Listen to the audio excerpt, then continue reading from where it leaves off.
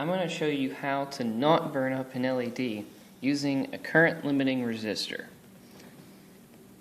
Now when you set out to light up your LED, the first thing that you're going to want to do is take a look inside the LED. I'm going to draw one a little bit bigger here.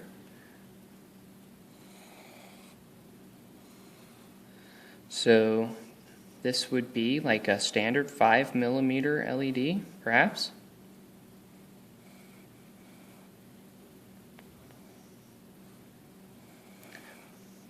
That's pretty good. That's good enough. And we got two wires coming off. One's usually longer than the other.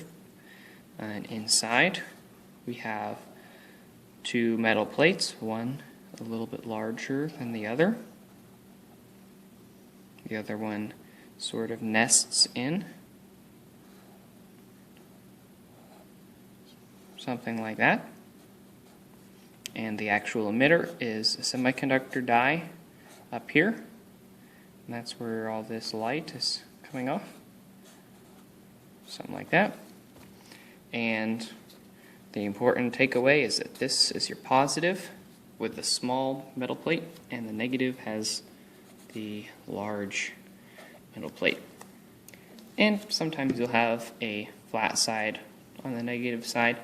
I personally find that harder to see. Now I will warn you that I have found LEDs that don't behave like this. Like this little guy. It actually has a longer lead on the side with a big metal plate.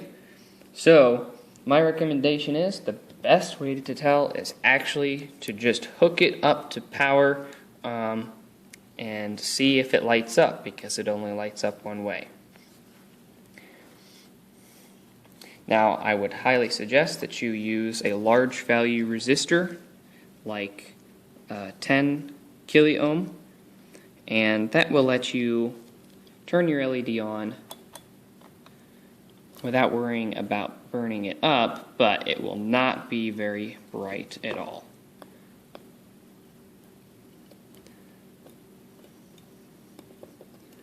Let's see.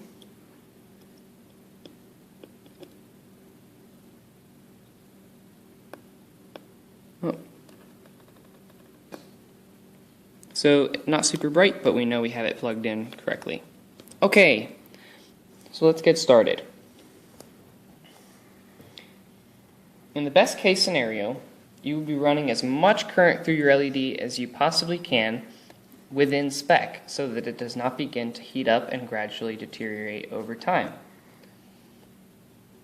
The first thing you want to do is measure the supply voltage from whatever power supply you've got.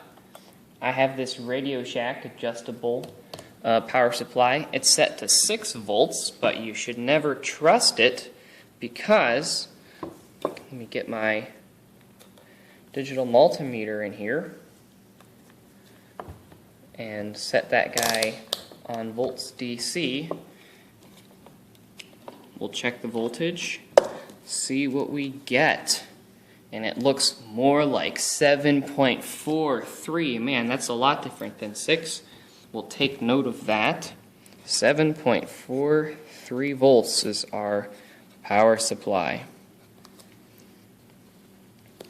Okay, how would you determine the voltage of the LED? Now, most people just say an LED is around 3 volts, but truthfully, each color has a little bit different variation in what voltage works best with it. I'm going to create a quick little table so that you can see all the different voltages per color. The first group is red and yellow, and they usually operate best at around 2.5 volts. Our second group is blue and green, 3.2 for those guys, and white. Usually just a tad higher. I'll call that 3.4. Sometimes the blue, the green, and the white are all very close, but the red is usually drastically lower voltage than these. So that's that. I'm going to find an LED here.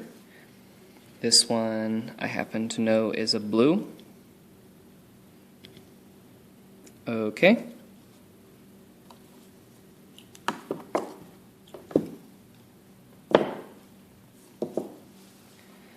So I can hook up power here, but I'm not going to hook up the negative terminal yet because I need a current limiting resistor, and we're going to calculate this one.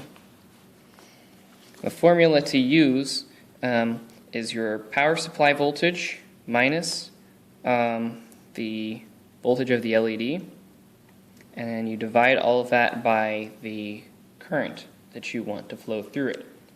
Most LEDs that you'll encounter that look like this, or pretty much like any of these are 20 milliamps. Now if you see one that's on some special circuit board, like one of these stars, like one of those, chances are it's a different type of LED. You're going to have to look at the spec sheet for that. But these will all be 20 milliamps. So let's get our calculation. It'll be 7.43 minus LED, or this is a blue I said, so that's 3.2. All divided by 20 milliamps, but we're going to use amps as the unit, so that's 20 thousandths of an amp. That equals, get a simple calculator or your phone, 7.43 minus 3.2 volts is 4.23 divided by the current, 211.5. Of course, you're not going to find a resistor labeled for 211.5 ohms, but you probably will find a 220 ohm resistor, very common. We'll use this because it's close and it'll get us what we need. I'm going to put this resistor in line with the LED in the circuit. So we go from the positive through this little button switch to the LED, then through the resistor, and then to ground. You can put the resistor on either side of the LED. Now we can safely connect the ground terminal. All is well. When we push the button, we'll get a nice bright blue LED. Well, let's see how we did. Is this safe for the LED?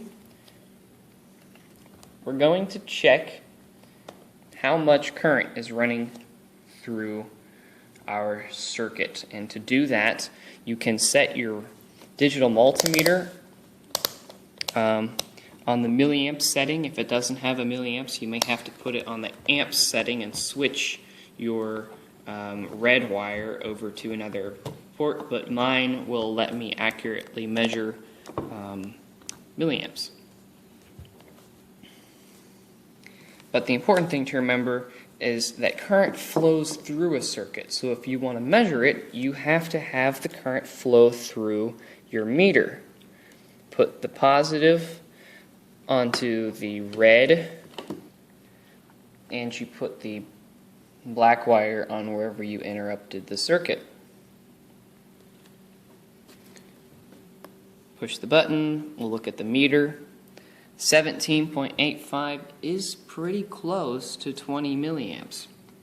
You can fine-tune your resistor if you want, but for me, that's good enough. We'll also check the voltage across the resistor. We can put the positive lead back, switch the multimeter back to volts DC. And for this one, I'm going to bypass the button, so there's just one less thing for me to do. Now, carefully put the red on the positive of the LED and the black on the negative of the LED. and check the meter, and it looks like we have 3.222 volts across the LED. And that looks good because we calculated for 3.2. Very nice. What would happen if we changed the color of the LED to something with a different forward voltage, like red? Here's a red LED. Look inside. Find a big plate, use that as the negative. It's going to turn on as soon as I put it in. That's okay. We can measure the voltage across. 2.2. So that's definitely much lower than 3.2. That LED has even lower voltage than I wrote down here. I also want to check how much current is flowing through. Remember, this is still with our 220 ohm resistor, but we've just changed it to an LED with a different forward voltage. It looks like we're getting 22 milliamps. That's getting on the uncomfortable side. You can feel it for heat, or if you have the luxury,